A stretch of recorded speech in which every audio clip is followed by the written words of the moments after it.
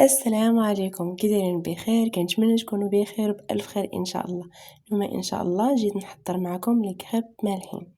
قبل ما نبداو لا فيديو ديالنا ما ننساوش الصلاه على النبي، اللهم صل على سيدنا محمد وعلى اله واصحابه الاجمعين. بالنسبه للكريب ديالنا نبداو بالحشوه. كنحتاجو فيها بصيله، جوج ديال الخيزوج وجوج كريعات، دجاج ديالي ولا اللدان اللي توفر عندي. بالنسبه للبصله اول حاجه ندوز نقطع معكم البصله. هاد الحشوه ممكن انكم تعمروها هكذا بدجاج وبصيله، كما انكم ممكن تزيدوا فيها خضره اللي توفرت عندكم.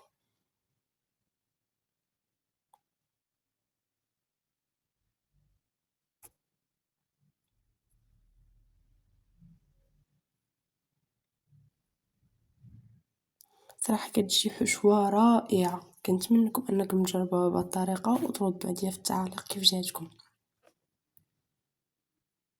ومن الاحسن اننا نحاول ان نقطع البصله تجي طريفات هكا صغار.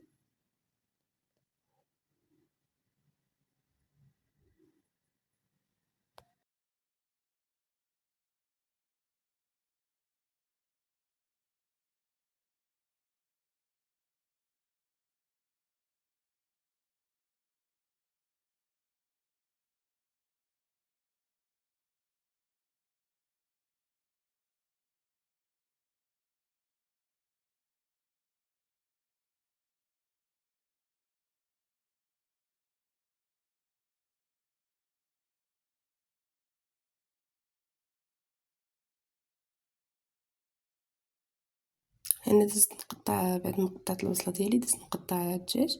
حاولت نقطع طريفات صغار هكذا باش يلا يسهل عليا، ما ياخذش الوقت بزاف في الطياب.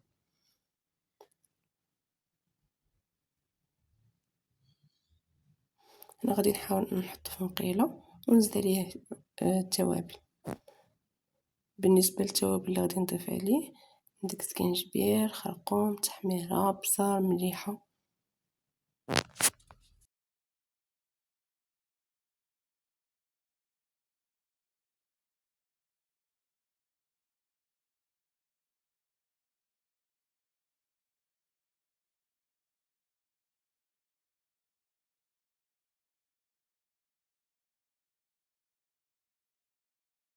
انا غادي نحط الدجاج ديالي يتشحر لي مزيان وندوز نحك معكم الخضره.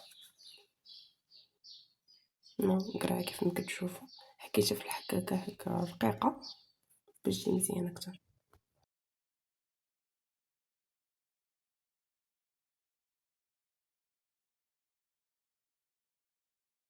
انا بعد ما حسيت بالدجاج ديالي طاب ليا هكا شويه غنبدا نضيف عليه الخضره بشويه بشويه. اول حاجه غنضيف البصله هي الثانيه،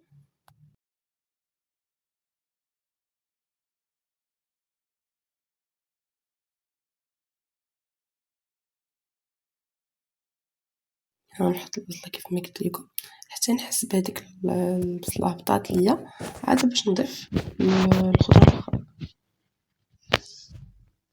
يعني قريعه وخيز. المهم نتوما معايا. بعد ما هبطات لي شويه هذيك البصيله، حيتاش خيز والقرع ما كياخذوش الطياب،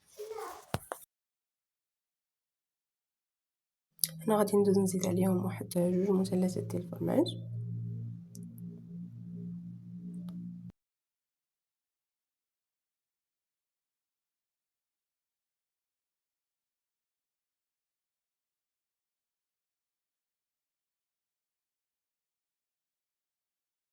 وغادي نضيف عليهم مثلث ديال الكريمه.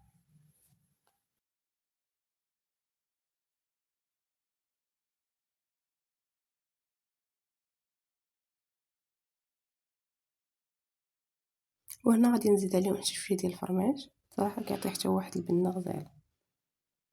انا بعد ما جهزت لي الحشوه ديالي غندوز نوجد معكم لي كريب. بالنسبه للكريب ديالي كنحتاج فيه جوج ديال البيضات، جوج معلقات ديال الزبده لابريري انا اختاريت دايبه، جوج كيسان الحليب وجوج كيسان الدقيق. بالنسبه كيف ما قلت لكم للزبده ممكن انكم تستعملوا دايبه، كما انكم ممكن تستعملوا لابريري هكا جوج معلقات ما دايبينش. غادي ندوز نطحن كلشي وهانتوما معايا. أول حاجة بديت بجوج بيضات،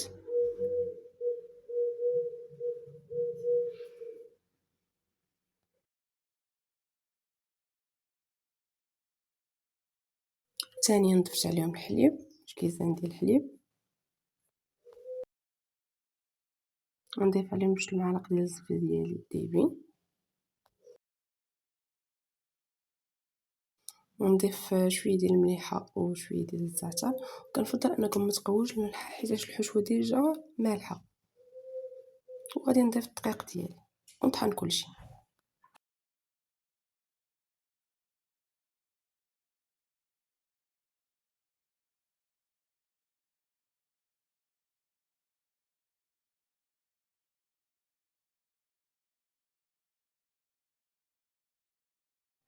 هنا بعد ما طحنت الكريب ديالي غادي نضيف عليه الربيع اللي قطعته رقيق. صراحه حتى هو كيعطي واحد المنظر زوين هكا في الكريب. غادي نخلط كلشي وغادي نخلي الكريب ديالي يرتاح واحد المده ديال 10 دقائق بحال هكاك، وندوز نبداو في التحضير ديالو.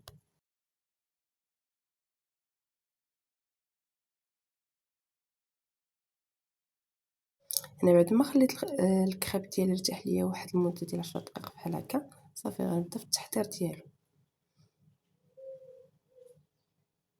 كناخذ مقيله ديال البغرير بحال هكا، كندهنها شويه الزيت، كنديرها تسخن وكنبداو على بركه الله.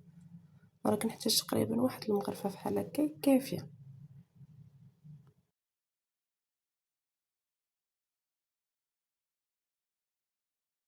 انا غير كنبدا نحس بالكريب ديالي ها كيبدا كيتحمر ليا في الجناب كيف ما كتشوفوا، كنقلبو.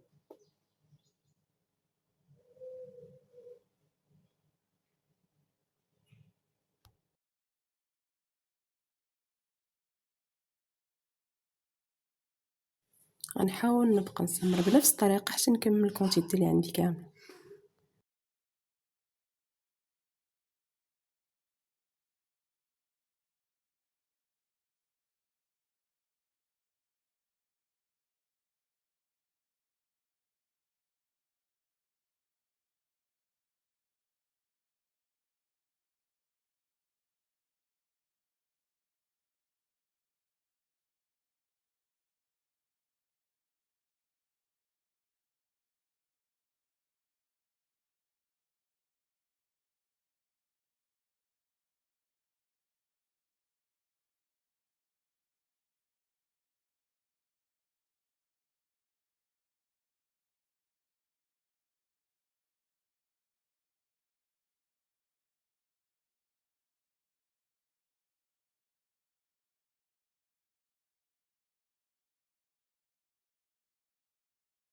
الكراب ديالي كيجي على هاد الشكل، كيجي محمر، كيجي غزال.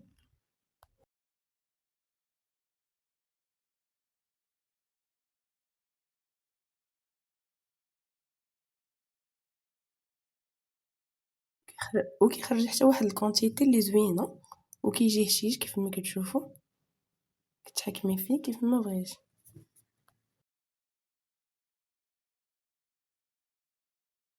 غادي ندوز دابا نحضر الكريمه اللي غادي نضيف عليها الحشوه باش نعمرو بها الكريب ديالنا. انا بالنسبه للكريمه راه كنحتاج فيها 2 المعالق كبار ديال الزبده، و2 المعالق حتى 3 ديال الدقيق والحليب.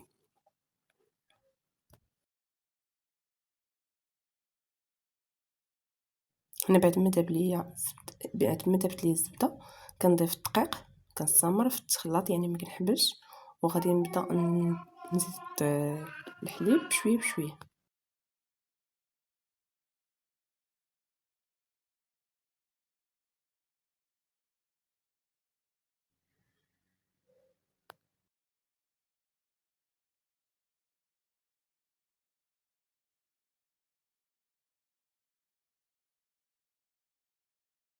هنا بعد ما وجدت لي الكريمه ديالي شفتوا كيفاش كتجي على هذا الشكل، غادي نضيف عليها الحشوه صافي باش ندوز نعمر الكريم.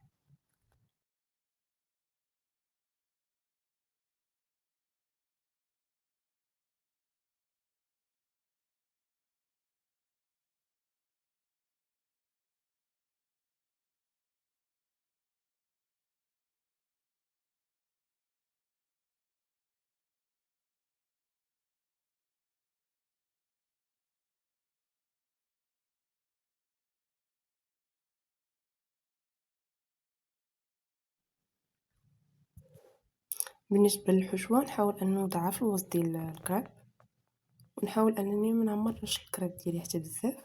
انا هنا اختاريت نديرهم على شكل كاري.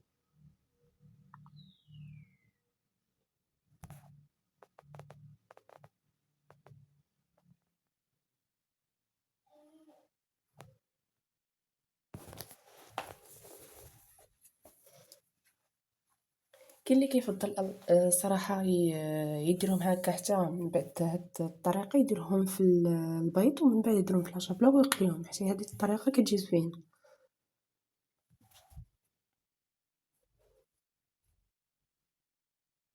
المهم نحاول نستمر بنفس الطريقه حتى نكمل الكونتيتي اللي عندي كامله.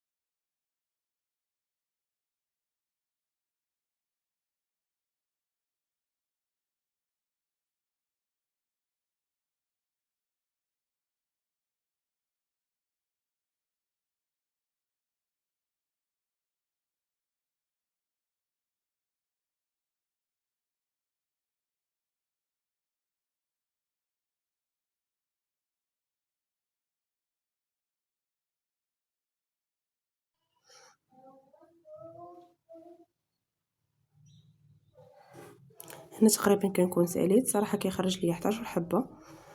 انا بعد ما نساليتهم غادي ندوز ندهن المقله ديالي بشويه ديال الزبده ونخليهم يتحمروا لي شويه.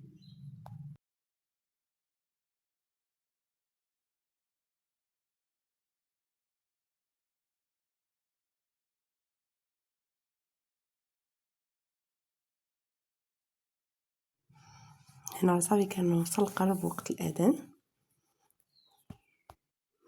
كنحاول اني نحمرهم جوج ديال الجناب.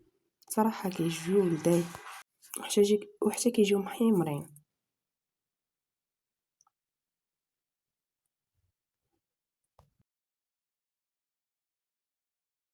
هنا كنكون ساليت الكريب ديالي كيف ما كتشوفوا، ذوقته شويه د الفرماج هكا ورفيع من الفوق.